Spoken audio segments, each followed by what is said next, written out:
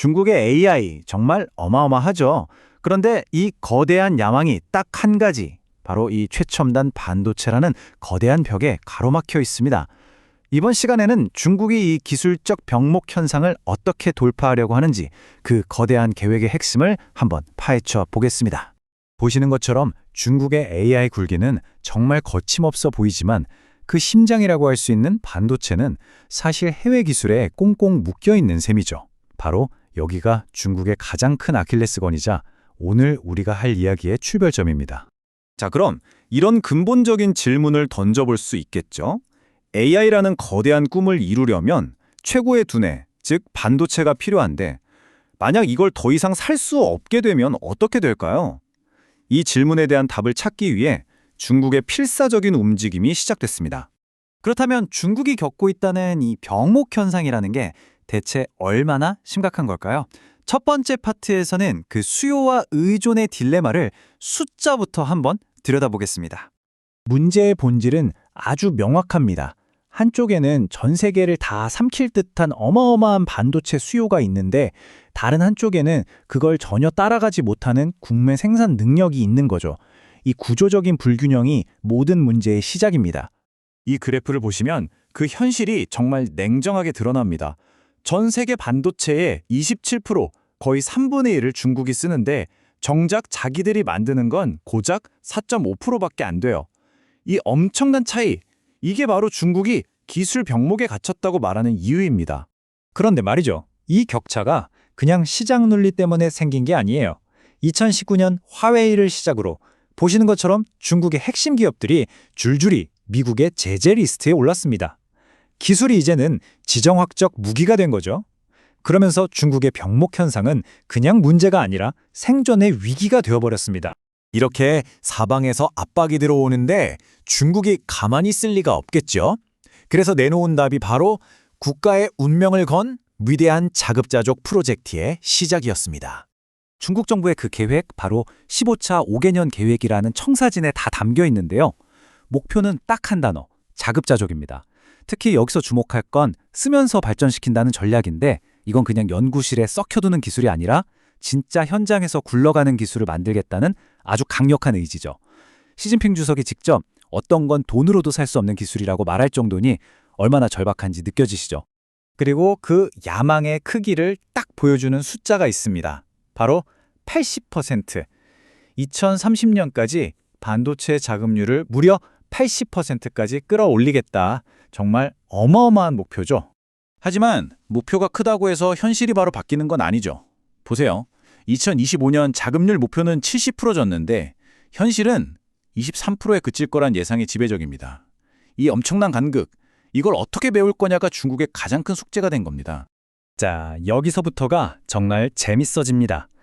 정면으로 뚫기 어렵다는 걸 알았을 때 중국은 어떤 길을 택했을까요? 바로 새로운 길에서 추월하겠다는 아주 영리한 전략을 꺼내들었습니다. 마치 이런 거죠. 세상에서 제일 빠른 엔진 하나를 만들 기술이 없다면 어떻게 자동차 경주에서 이길 수 있을까요? 괜찮은 엔진 여러 개를 기가 막히게 엮어서 더 큰 힘을 내는 방법을 찾으면 되지 않을까요? 바로 그 해답이 칩렛 기술입니다. 흔히 첨단 기술의 레고라고 부르는데요. 아주 복잡하고 거대한 칩 하나를 통째로 만드는 대신 기능별로 잘게 쪼갠 작은 칩, 그러니까 칩렛을 각각 만든 다음에 이걸 레고 블록처럼 착착 조립하는 거죠. 이게 훨씬 더 효율적이고 성공 확률도 높습니다. 중국은 이 전략에 아주 멋진 이름을 붙였습니다. 바로 환도초차. 글자 그대로 차선에 바꿔서 추월한다는 뜻입니다. 그러니까 최첨단 미세공정이라는 뻔한 트랙에서 1등 경쟁을 하는 대신 패키징이라는 새로운 트랙으로 갈아타서 승부를 보겠다는 아주 전략적인 선언인 거죠. 핵심은 제재를 피해간다는 겁니다. 칩렛 전략을 쓰면 조금 성능이 떨어지는 칩들을 아주 정교한 패키징 기술로 엮어서 성능을 확 끌어올릴 수 있거든요.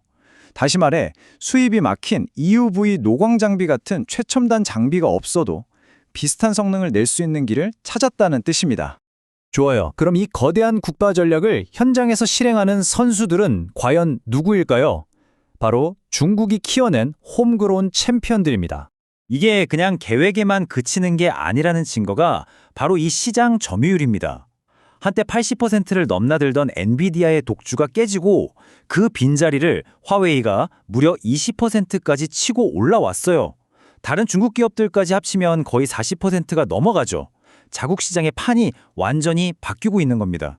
그리고 이 챔피언들의 중심에는 바로 화웨이와 SMIC, 이 두 회사가 있습니다. 화웨이가 AI 칩을 설계하고 중국 최대의 파운드리인 SMIC가 그걸 만들어내는 완벽한 자국 내 협업 체계가 돌아가고 있는 거죠. 하지만 여기서 또 한 번 현실의 벽이 나타납니다. SMIC의 생산 능력을 좀 더 깊게 들여다보면요. 대부분이 28나노 이상의 구형 공정에 쏠려 있어요. 화웨이의 최신 칩을 만드는 14나노 이하의 선단 공정은 전체 생산 능력의 15% 정도밖에 안 됩니다. 이게 바로 중국 반도체 자립의 현주소를 보여주는 또 다른 얼굴인 셈이죠. 자, 그럼 이 거대한 도전의 끝에는 과연 무엇이 기다리고 있을까요? 지금까지의 이야기를 바탕으로 중국 반도체 자립의 미래, 그 빛과 그림자를 한번 정리해 보겠습니다. 중국의 지금 상황을 성적표로 매겨본다면 아마 이럴 겁니다. 강점은 막대한 정부 지원, 그리고 구형 공정에서는 이미 세계적인 수준이라는 점, 또 환도초차 전략의 핵심인 패키징 산업이 아주 탄탄하다는 거죠. 반면에 약점은 명확합니다. 최첨단 칩 생산에 꼭 필요한 EUV 장비를 구할 길이 없고, 그래서 최선단 제조 기술력이나 핵심 소재 부분에서는 아직 격차가 크다는 겁니다. 그래서 핵심을 딱 정리하자면 이겁니다. 중국은 분명 미국의 제재를 우회할 수 있는 특정 분야에서는 해외 의존도를 줄여나가고 있어요. 성공하고 있는 거죠. 하지만 기술의 맨 꼭대기, 그 최전선과의 격차는 여전히 뚜렷하게 존재하고 있습니다. 마지막으로 이 질문을 던지면서 마무리하겠습니다. 과연 중국의 이 환도초차 전략은 진정한 의미의 기술 독립으로 가는 길일까요? 아니면 글로벌 표준과는 동떨어진 그들만의 기술 섬에 갇히는 또 다른 형태의 종속을 낳게 될까요? 그 답은 아마 앞으로 몇 년 안에 우리가 직접 목격하게 될 겁니다.